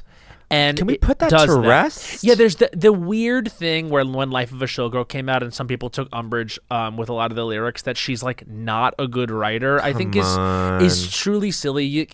I actually do think that people have Taylor Swift derangement syndrome. Well, they have a derangement syndrome, and they have like an amnesia. Back in the day, like everyone had everything to say because the whole media thing. There's a reason why Reputation exists, right? Exactly. And it's because there was a widespread like notion that she was like terrible. Yeah, and there was like, you know, whatever, like quote unquote the receipts to prove that, and then she genuinely like fought back from like whatever hell she was in to do this. But she's able to do that because she is that talented. So there's that. The documentary also wants you to know that it's not about money. Like, there's a part where Andrea Swift is like, you know, it's always just been about her sharing her music and doing that and etc. And I think that might be the part that's tough for people to buy. Sure. Especially because of like, you know, just like people's assessment of her and the story about how much money she's worth and how much money the tour makes and the variance of it all, etc. But you can leave the documentary thinking like, you know what, this is an extremely generative person, and because she's generating a lot, she sells a lot. And she's also like meaningfully diverting a lot of those funds to like the people who make that tour happen. Right. And so I think that that's obviously a focus of it as well. Yeah. And I think finally they want you to know that her values are liberal. Mm-hmm. There's a lot in the documentary about her dancers. She really puts a lot of the spotlight on her dancers and the highlight on her dancers and how gender is not a thing on stage. Yeah. Like one of the male dancers, his dream is to dance Ready for It, but Ready for It is like an all-girl number, and the arc of the episode is him getting to do it because she allows him to do it, and he fucking crushes. And you know, you then look at the stage and you think of the show and you're like, oh wow, I never thought that person wouldn't be wearing that or shouldn't be acting like this, etc. Like, it really is like a pretty lovely display of diversity in that respect, in all respects. So I think in terms of all that stuff, like, it's super successful, and you get the, I think, very cool stuff, which is watching them record their albums, which I love. I can't see enough of Ariana do. Yes. Or anybody. Taylor's great to watch, and I have such an appreciation of her. Watching Ariana is like something different because like I think she's truly a genius in the studio. The way she comps her own vocals and stuff, I would pay to be a fly on the wall, just watch her in the studio for a day. Like, she'd let you. To answer your question, I think Eternal Sunshine is her best produced album. Because it was Max and her and Ilya. When are we going to the tour? We're going. I guess we're going. New York? Barclays, July. Is it Barclays? Yeah. She's doing Barclays and MSG, I think. Okay, that's chic. Yeah. I wonder how that's like. But I've seen that happen before. People do Barclays and MSG. Yeah. Yeah. Yeah. People do that. Should we talk about Let's see what else. Nicki Minaj? I'm gonna cop to something. Okay. I'm gonna cop to something. So when that happened with Turning Point, You thought it was AI. no, I knew it was her. Yeah. By the way, anyone being like, "Ugh, Nikki, we lost her," she's been gone. She's been gone. She's been gone. She's And been this gone. the writing was on the wall for this because the fact is Nicki Minaj was kicked out of mainstream culture because she's married to a sex offender, unrepentant. She allegedly was intimidating his victims from like saying anything, doing anything, whatever. That's alleged. And she was picking fights with everyone in music, and it was out of pocket, and she was obviously a bully and unwell. So that's why she went to Turning Point, because she needed an audience at all. She probably wants, like, you know, something out of the president too at some point, but like she clearly didn't believe one word of what she was saying. That was the most inauthentic thing I've ever fucking seen. Or maybe she does now because like it's being I don't validated. Think so. I don't. I think she's like gone. Sure. The whole thing of like it's okay to be a boy. Whatever. I was like, you're saying this to be mean spirited because you feel like butthurt and disappointed that the people who made your career now take umbrage with the bullshit that you're doing, and so you're railing against them. You don't actually believe that. But anyway, fuck her. But I will say, because I knew she was gone forever, the day after, I took my moment You had a to funeral. listen to her music You for the mourned. last time. And what did you think?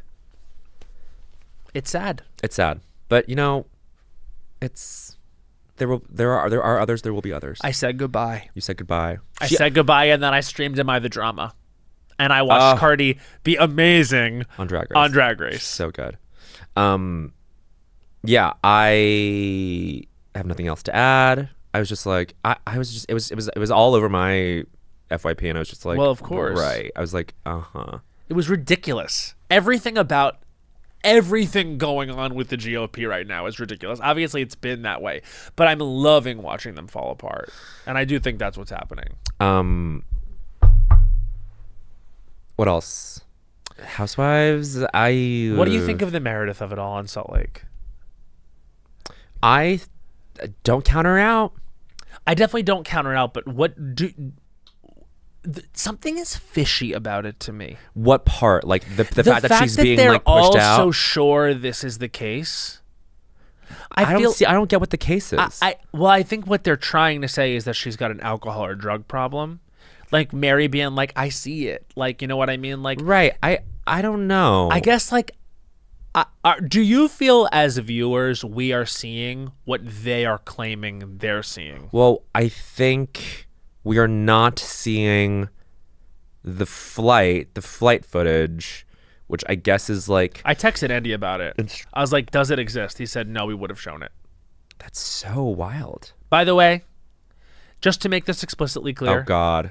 I have never had sex with Andy Cohen. I will never have sex with Andy Cohen. At one point, I kind of wanted to in the very, very, very beginning. But if we were going to have fucked, it would have happened by now, probably many times. If you ever see me talking to Andy in a way that would suggest we've had sex, it's because we are flirting. Because it's funny. He is a friend. He is now our boss. That's what the extent of it. And if you're gonna make fucking content about this, like, get this person's fucking name right. Yeah, you. That one girl called me Matt Fraser, which obviously, like, I think it was a mistake. But I sometimes think that straight women just need to stop and remember they are straight women before they talk about the way that gay guys are being. Sure. You know what Just I mean? like before you talk about the way gay guys are being, understand like there might be something else there. Like, and of course it is like loose between gay men. We just don't think about this stuff as much as you guys are. But Andy and I are having fun. We do owe him a book. That's why he said that to us. That's why I said we were going to have time to work on it soon. Thinly veiled allusion to the fact that we now have a lot more time to work on it. Like, there is no drama or tension between Andy Cohen and I. It's Nothing. Fine. I don't know about the Meredith of it all. Anyway, we love her. We love the Marxes. And I'm just like, I just wish I was seeing right what they're seeing. Totally. I did start watching The Cult of the Real Housewife, the Miriam Cosby doc, and what was going on? I'm like, this is not well right? made. No, not I'm well just made. like, whatever case you're trying to make here, it's like, okay, but all those documentaries are such bullshit. I know, but it's also like they use a lot of like our content. Also, like a lot of friends who like make Housewives. Our content? Bravo. They did like take clips of like us like getting Charlie XCX to talk about Miriam Cosby and how much she loves her. Like it's that Really? it's like, oh well, you didn't clear that with us. Not that they like had to legally, but I'm like, oh, like it just, I don't know. It just kind of seems. This is not to like minimize any of the allegations. It's just like Yeah. persuasive stuff used to mean something. Right. Anyway. Oh, well, not anymore. Nothing means anything anymore. Nothing means anything I open anymore. my algorithm now, and it's like, it's all AI. And I don't course. want it. And I'm No. like, how would anyone coming into the world be able to believe anything at this point? And I think the AI conversation is also so boring. Right. Yeah. At this point, what feels like rote, or at this point, what feels like eye rolly is like, it's inevitable. It's like, right, but also like, I don't think the appetite for this is linearly going to grow. Like, No. People. I think the vast majority of people have no appetite for it. But this idea, like it's coming and you have to deal with it, is making people like sort of resign to Surrender the fact. to- yeah. And I just don't want people to. I guess like you can resign to learning, I guess, how to use AI well or correctly. But what I don't like are people resigning themselves to giving up their creativity or their autonomy no, in don't terms do of that. like finding information or creating stuff. Like that to me is bad, and I think it's confusing when you're like, it's here, get used to it. What does that? What does get used to it mean? It's just like an energy that I people know, have about it. But like those are the same people who are like having casual conversations with ChatGPT, being like, how are you? It's like, what are you doing? You Like, killed, there's a million. just killed some penguins. There's you going to be way less just- penguins for Bowen to see. and I want to see them. He wants to see them bad. This is the trip of a lifetime. Yes. Did you? What else? What else? I'm trying to Movies. think. You know what I think you might be ready for, movie wise. Not to go back to Weapons. that conversation. Yes, weapons. Someone watched it on a plane in front of me. That's- Which you know is my fucking nightmare. No, well then, yeah. I think you might be ready for sentimental value. It's not like Oh, completely. of course I am. Have you seen it yet? It's not like completely what? It's not like completely devastating the way that Hamnet allegedly is. Oh yeah, I think- heard Catherine's great in it. Catherine is so funny in it. Yeah. Catherine, you can tell that Joachim loves her. I just saw Catherine. We just saw Catherine at Joel Kim's wedding. And I was like, oh, fucking Catherine. What a great. She's so funny in The Running Man. She's been booking. We're thrilled. Fucking love that bitch. I'm trying to think like what else like there has been. Does any music come out? December, January is always a tough time. Yeah, well, we didn't really ever get a chance to talk about Lily Allen. We like it as much as everyone Of else. course. It's fucking great. And then there was also What else? what else? Well, next week, Robin will be here, and that's going to be very exciting. And yeah, that's that. that's that. So I guess it's time for I Don't Think So, Honey. Yes. This is the part where we do I Don't Think So, Honey. It's our 60-second segment where we rant, rail, rave, and turn the party, ultimately. And by turn the party, we mean hopefully change hearts and minds about this thing in culture that we just think needs... I think I will. Yeah, I do too. Okay, great. You I wanna hope go so first? anyway. I'm Yeah. sure you will. This is Matt Rogers' I Don't Think So Honey's time starts now. I don't think so, honey. Gavin Newsom, if you're going to run for president, you need vocal surgery. Oh. You need to remove the polyps on your vocal cords. Listening to you is a nightmare. And I have a feeling you're going to be talking a lot. I don't necessarily want that. I don't think we will win with him. But just go to LA, ask people how they feel being there. But anyway, I do think that while there's a lot of crises in the world, 30 seconds. the number one actionable thing that Gavin Newsom can do right now is text Savannah Guthrie and get whoever just did her vocal surgery. She just had the polyp surgery. You're going to need to be silent for about 6 weeks afterwards, but don't worry, you can still tweet. 15 you seconds. You can still dunk on Trump, which is apparently something that people still think is going to like win, and not speaking directly actionably to people and their concerns, like 5 say seconds. Bernie Sanders does, who is the only durable remaining politician over the last decade that's been like consistent and is still around in a meaningful way. Take notes, maybe, but in the meantime, I need to stop hearing your voice as it is. That's 1 minute. Get vocal surgery. and finish the damn 405. No, he won't do that. Why not? Nothing will happen in California. I know, no. Because he's too busy. He's course. busy doing other shit. And then I get calls from council people who are running in LA, and I tell them exactly what I fucking feel. And they're like, oh, well, it's just hard because this. And I'm like, then talk to Big Boy. Talk to Big Boy. Talk to Big Boy and get him to fucking fix California. Because it's never been worse. No, it's So tough. you think you're going to be the governor of California with that hair and that ex-girlfriend of Kimberly Guilfoyle and that voice and that podcast with the Steve Bannon feature? Just get Nicki Oh Minaj my at this God, point. I forgot about that. No, it's a mess. That's and I think that terrible. because he thinks he can like troll Trump or whatever, No. and that people know who he is because he No. makes a fucking spectacle of himself, that he's going to be the one to lead us forward. Let's run Bernie again. Bernie is the only politician No, who it's says the only exactly what he feels, and I do mean the only one. Bernie, come on, Las Culturistas. Sure. No, absolutely. He's the only person who it's actually no bullshit. This is another thing about early days Las Culturistas that I regret is being a Hillary stan. I don't can't regret it because I believe think we was- were trying really hard I to know. just win. I know, but I feel so silly. Here's what I'll say: I believe the president should have been Elizabeth Warren. But- You and many of the smart Brooklyn gays are aligned in this. I'm sure we all like share like a certain Yes. ideology about all Yeah, this. yeah. But the fact is, like, the reason we were Hillary stans is because at the time, It was like the Bernie we had bro to- thing. right. Remember 2016? I remember. Like it was like it got a little thick there with like the way people were talking on the Bernie side, and it was misogynistic and it was tough. And I think at the time there was a very girl bossy, like That was in. Obama core-ish, like, hey, Right. don't talk like that. We're gonna crash the glass ceiling, girl. And I pull my hair back, check my nails. It was a very that, and so I don't look back in regrets because we were part of the culture we were part of. Should we have listened to the populist message all along? Is that ultimately what would work for them? Yes. It's not going to be Gavin Newsom. And when any time a politician is making it too obviously about themselves, I'm already done. We're and out. don't waste your money sending to Jasmine Crockett.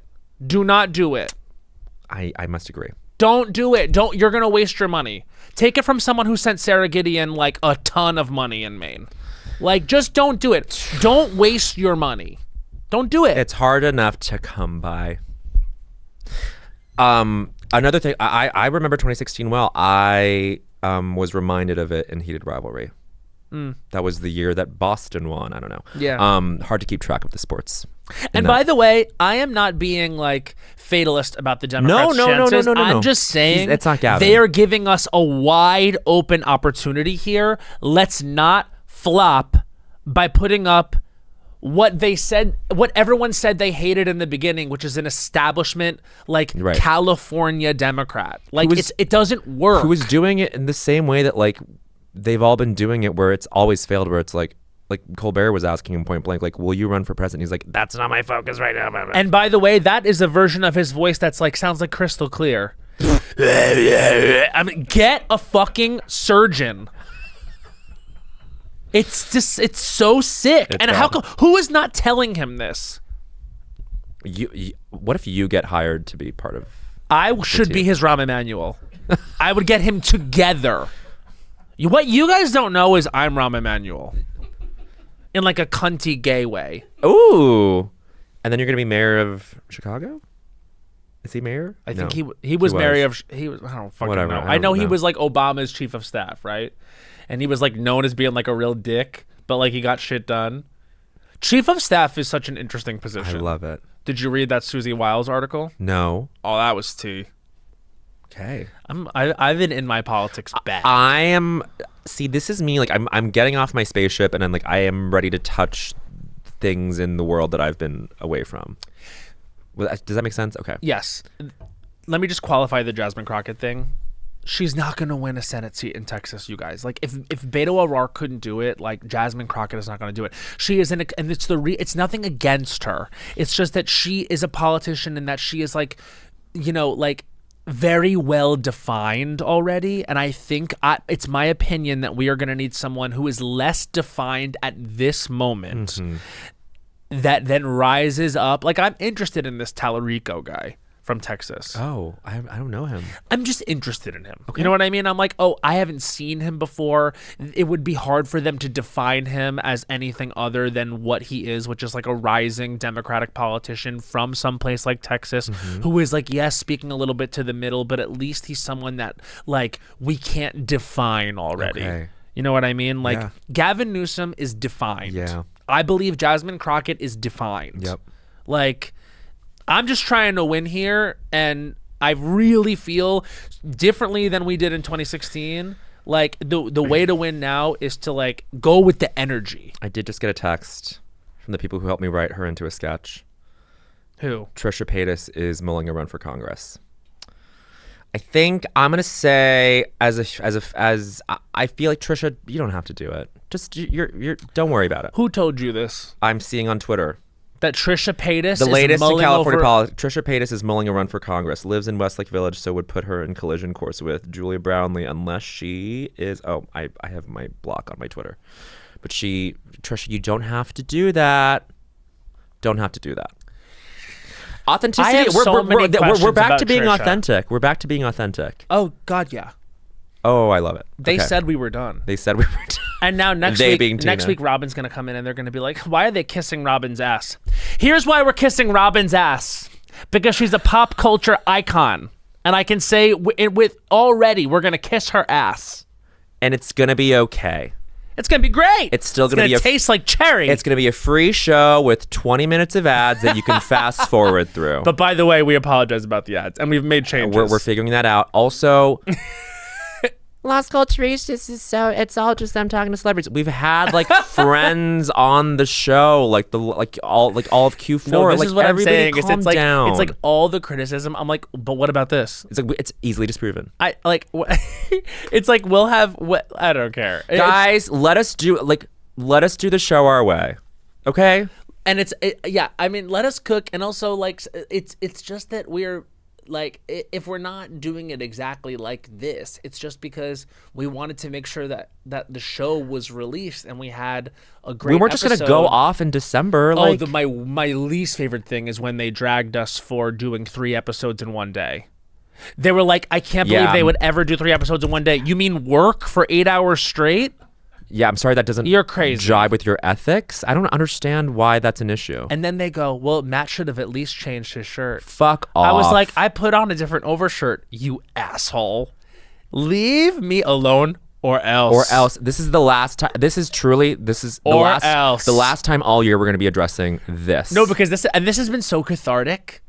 This actually is called Exit Interview, parentheses, the cathartic episode. Because I am never looking at this again, and I swear to God, mark my words. Wait, we should really do this. Mark my we words. should get brick.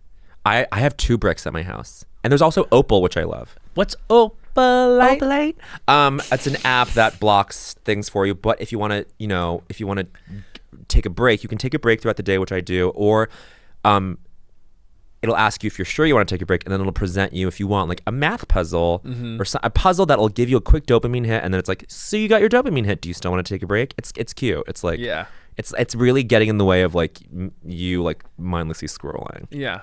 And they Which I actually, would love to do less of. Oh, absolutely. Wouldn't we all? I think there's like a thing now where it's like, this is again like the commenter survivorship thing. It's like anyone who like has some sense of like self-protection is like weaning off of the phone in their own meaningful way. I mean, in an era when so much is changing anyway, why not change this one? other Totally. thing? I'm like, I just remember the day when like I left Facebook just sort of cold turkey, and I quit smoking and cold Twitter. turkey.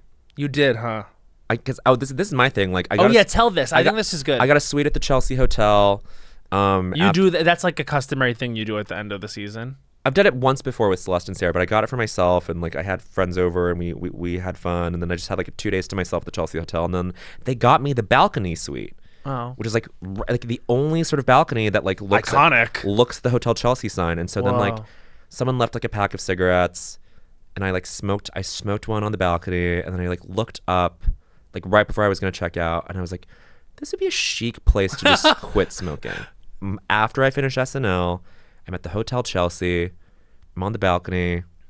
This is the last one. And I've since had like cigarettes. I'm just never buying my own again. But no. I quit cold turkey. I've since had several. No. So it's not cold turkey, but it's like I'm never gonna buy my own cigarettes ever again. That is my thing, and like I get to have one like if I've like had a couple drinks. Like, you remember the deal we made years ago? If I would quit smoking if you were in therapy, and now you are, it's so grossly inequitable that I am ready to be honest. I've just seen, unfortunately, up close what happens when you don't. What happens when smoking and vaping gets out of hand. Yep. And I would tell everyone that as a person that's had a first-hand account, do not fuck with it. And it has nothing to do with anything but the smoking and the vaping that I'm talking about. And I promise you, your life will be better without it. 100%. Because think about it. Think about vaping. Think about how dumb it is. Not that you vape, but like it's you sucking on a machine. Who here does it? Show yourself. You're all very afraid to come forward. A 14-year-old was just doing it next to me on the train. I was like, don't do it on the train. Well, he'll be dead. But just tell him he'll be dead by 20. Oh, God. What? He will. He will. Anyway. If you're vaping, you're going to be dead. I don't think so, honey. Of course you do. We've been here 2 hours. Let's. Should we split the episode into two? No. People are just gonna one. like this. All right. This is a big extravaganza. This is Bowen Yang's. I always go to the compass when I mean to go to the timer. That's okay. This is Bowen Yang's I Don't Think So, Honey. His time starts now. I don't think so, honey. Fries for the table. This is a myth that it's something that everyone loves. Think about it. Everyone's like, yes, fries for the table. Does it ever get fucking finished? It's a huge waste. You get little potato confetti sitting in a fucking cone at the end of the night. No one's touching it after 5 minutes. It's completely gone. You have a full cup of aioli there because guess what? Aioli also fucking sucks. No one in the Western Hemisphere cares for it. Aioli contains multitudes. 30 seconds. It's ketchup all the way. Don't even bother with the aioli, with the mayonnaise. We're in America. As unpatriotic as I might be right now, I still care about that with part. Our Olympics podcast. Ketchup 15 over seconds. Mayo and aioli. Fries for the table. It's a lie. It's like we all think we're all on board for it, and then no one fucking touches it by the end. 5 seconds. I don't know. Let's just get real. Let's get real in 2026. Okay, fries for the table. It's just a myth. No one cares. That's 1 minute. I Ask me anything. I will. I'm just gathering my thoughts. What are you talking about? It is a fantasy. It is in Some theory. of the best films are. Yes. But in theory, fries for the table makes total sense, right? Oh, everyone's going to nibble on fries. No one's touching it within 5 minutes. Can I ask you a question? Of it hitting the table, no one is touching the fries after 5 minutes. Everyone's like, "Ooh, yes, oh, such a good idea." No one gives a shit after 5 minutes. Can I ask you a question? But first, can I say one thing? Yes. And it's a rule of culture. Umami, more like ooh daddy. That's rule of culture number 3. Umami, more like ooh daddy. I say that because ketchup is umami. What about this? 2 orders of fries for the table. No, so waste. I'm saying even one order. But can I ask you a question? Do you think that the reason why one batch of fries doesn't everyone's too shy is because everyone's like, oh, I'm not going to put my hand in the one batch of fries. Whereas if say it's a party of 4, right? Instead of one group of fries on the table, because here's the thing, I think we can all agree that everyone wants fries. Yes. Okay. Starting there. Order your own fries. No, that's too much. Because Matt, I'm telling you. 4 orders of fries on the table? I'm telling you, Matt. SNL threw money at you. Shut up. I've bought enough. I've paid for enough tables at the SNL after party because that's something we had to do. They still have to do. I've had to pay for so many fries for the tables. I've seen it. I'm practically from experience talking about how you could teach a college seminar. I could teach a college seminar on this, a media studies seminar on fries for the table being sort of a societal ideal that never really gets fully enjoyed. That's it. I'm just saying. I have so many data points about this. Oh, there's another half full thing of fries. Yeah. That was supposed to be for everybody. I just feel like it would be a shame for there to be no fries. Oh, And I think everyone ordering their own fries is too much. if one person orders their own fries, they're not going to finish all of them, and then that invites other people at the table to be like, "Can I have some of your fries, Matt?" And you'll be like, "Of course." And then those get finished. I guess I would rather that already be an assumed fact that of course you can have some of these fries because they're everyone's fries. Also, maybe you're just not dining with the right people. Also, you said Don't talk about the nasty- people I dine with. I will talk about the people you dine with. I just dined with you the other night. And how was that experience? Lovely. You had some nasty things to say about aioli. Yeah, I don't care for it. I only care about mayonnaise if it's used to help toast a grilled cheese. Is aioli mayonnaise? I hadn't really thought about that. Basically. Huh. Yeah, it's like eggy. Okay. I What don't about care. Dijon mustard? I love Dijon mustard. You're going to be wishing there was fries on the table to have with some of those. No, I like Dijon when it's in a sandwich. I like Dijon when it's my last name. Matt Dijon. I love it. Remember my first drag name? Iran Dijon. Iran Dijon. The from the Middle East or something. Middle East. She was spicy and unstable, just like my borders. This was back in the day when you could be a little problematic because no one was listening. Anna, how does that make you feel? She's okay with it. Inshallah, you're okay with it? Don't say inshallah. I'm allowed to say inshallah. Sudi Green told me I could. And then I Okay. said it in front of Mitra and she wasn't so sure. But inshallah, you'll all let me get away with it at home, the readers. The readers. Well, this was a fantastic episode. I thought so. Thank you for getting me to cry, bitch. I cried too. We both cried. This was an emotional roller coaster. Cathartic release. The cathartic episode. Exit interview. Not hashtag. Parentheses. The cathartic episode. No real edits. I think just the pickups that I have. I will tell you I have one edit after we end. And we end every episode with a song. All the things she said, running through my head, running through my head, running through my head. Text in if you think we should be Ilya and Connor. Shane. Connor plays Ilya. Should we be them for Halloween? Oh, yes, we will. But you be the white one. I'll be the white one. And I'll be the bottom.